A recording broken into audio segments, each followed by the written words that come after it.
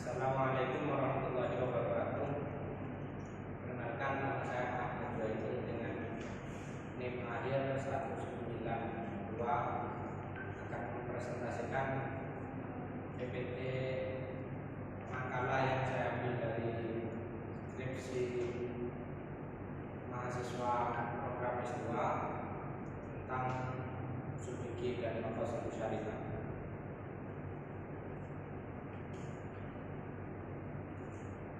Latar belakang makalah maqasidus syariah di sini untuk merumuskan sebuah hukum fikih, dan maqasidus syariah juga merupakan disiplin dalam usul fikih yang banyak dirumuskan oleh pemikir Islam kontemporer, karena maqasidus syariah ini sebagai fondasi utama dari terbangunnya sebuah hukum di dalam agama Islam. Secara global, maqasidus syariah ada 5. Yang pertama, tujuan dalam bersyariah ini kita disuruh untuk hifdzuddin, menjaga agama, karena syariat diterapkan untuk tetap berada di dalam jalur sebuah agama tanpa mencampur adukan yang satu dengan yang lain, dan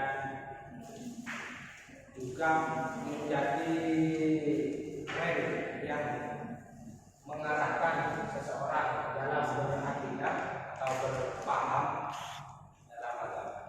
Yang kedua, hifdzul mal. Dalam bersyariat kita juga mempunyai tujuan untuk menjaga harta, karena harta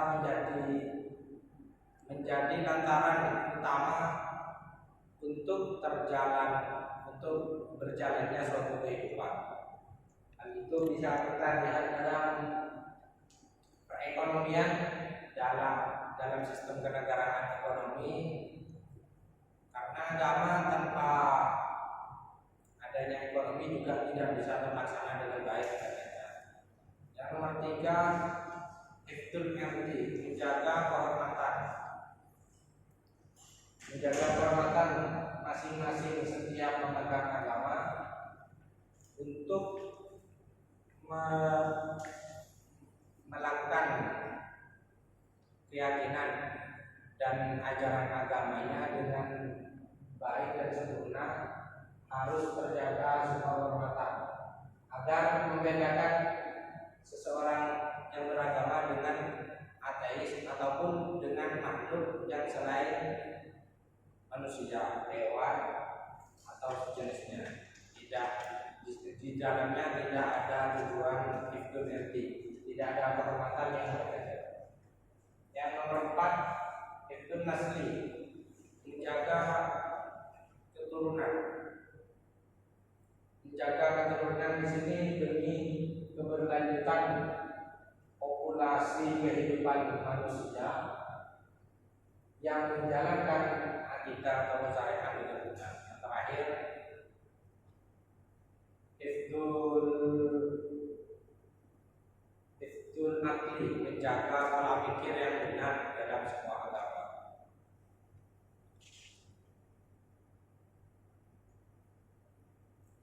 Di dalam skripsi ini membahas pemikiran usul fikih berdasarkan pandangan dari cendekiawan Islami kontemporer yang berasal dari negara Tunisia.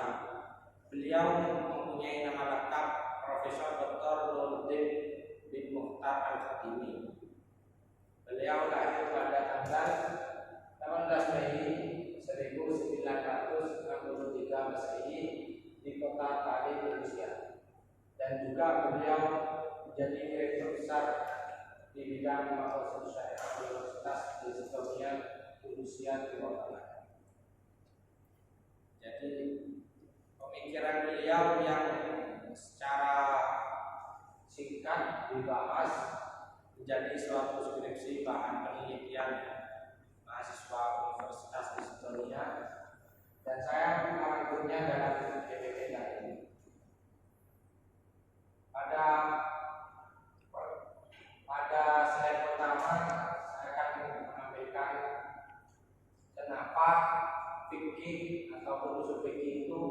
sangat penting untuk dipahami dan dipelajari. Terdapat sebuah kutipan hadis dan Allah dan khairan berfakir fiddin.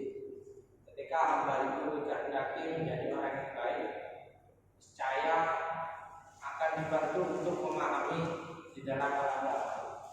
Jadi fikih itu berasal diadopsi dari kata yufaqih, tafaqquh fiddin, memahami agama yang baik dan benar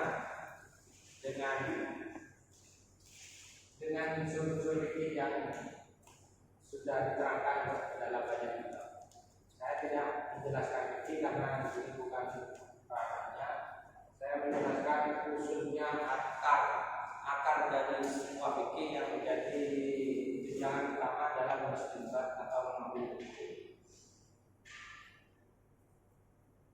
Dalam usul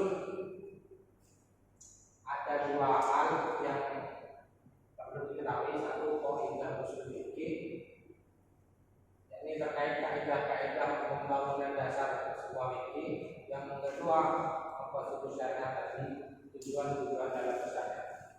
Nah, dari kedua kata di sini akan timbul sebuah pemahaman fikih yang benar, yang di dalamnya mencakup tentang bersuci, mensucikan, yang kedua tentang hukum yang beribadah, yang ketiga tentang muamalah atau berinteraksi dengan sesama, yang keempat tentang munakahat atau tentang hubungan kekeluargaan, yang nomor 5 jinayat atau tindak pidana. Sekilas dari usul fikih. Kemudian cakupan maqasid syariah dari pembahasan yang sempat saya kutip di awal. Cakupan maqasid syariah ternyata menurut Al-Qadimi terklasifikasikan menjadi 3 hal. Pertama, maqasidul amah, tujuan-tujuan yang global di dalam syariat. Salah satunya dari yang 5 tadi saya sebutkan. Nomor 2, maqasidul rasul atau tujuan tertentu dalam bersyariat. Yang nomor 3, maqasidul jawziyah atau tujuan yang mencakup dari 2 tadi di atas.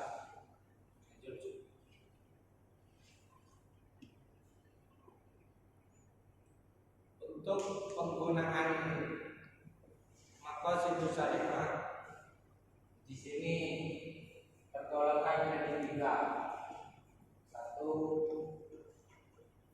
tujuan yang pasti ataupun darurat, daruriyah, tujuan yang tidak bisa dihindari.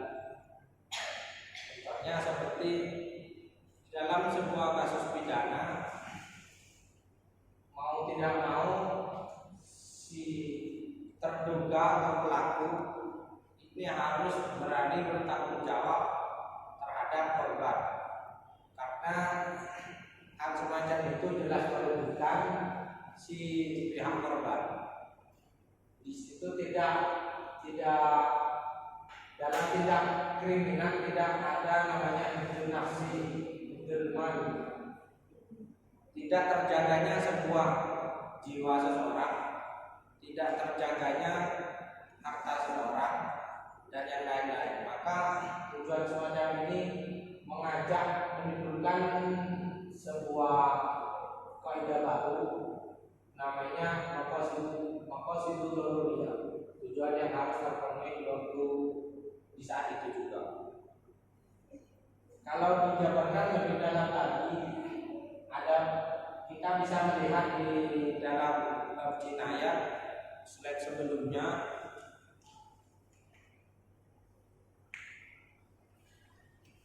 Dalam fikih yang nomor 5, jinayat itu tentang kriminalisasi, seperti membunuh seseorang juga akan dihukum dengan hukuman mati, atau memotong anggota tubuh seseorang akan dihukum sesuai dengan diyat yang berlaku, yakni kurang lebih 2,5 dinar, yaitu tentang bab kriminalisasi. Demi tercapainya maqasidud daruriyah atau tujuan yang darurat. Yang nomor 2, maqasidul hajiyah.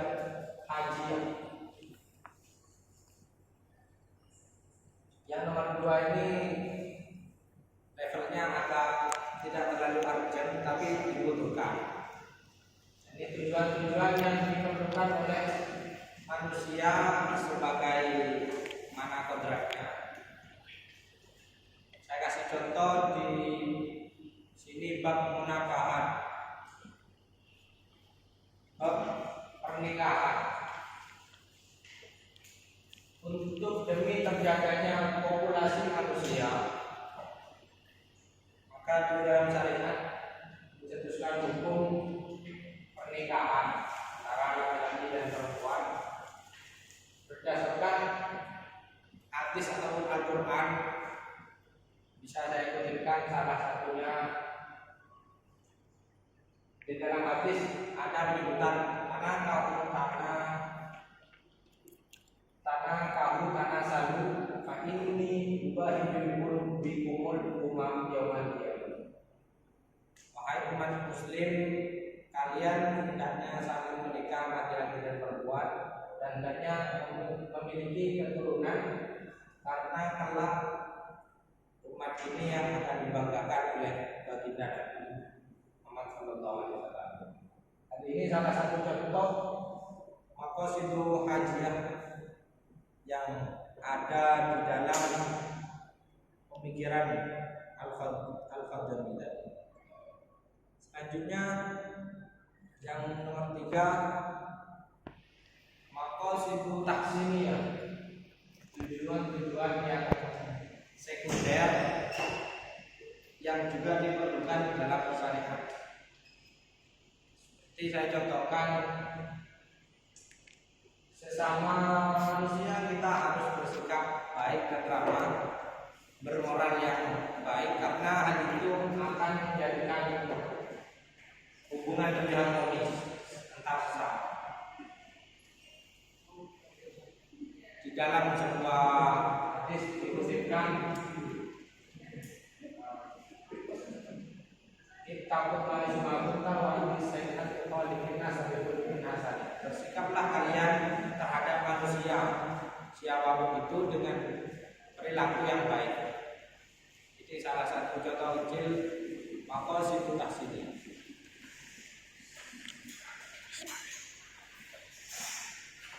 Adapun tendensi maqasidul syariah menurut Al-Fadhimi, kesimpulan. Ya, kesimpulan. Menurut Profesor Dr. Nuruddin Al-Fadhimi, maqasidul syariah ini harus dipisahkan menjadi disiplin tertentu agar mendapatkan penelitian dan pengkajian lebih mendalam. Cukup sekian dari kami. Wassalamualaikum.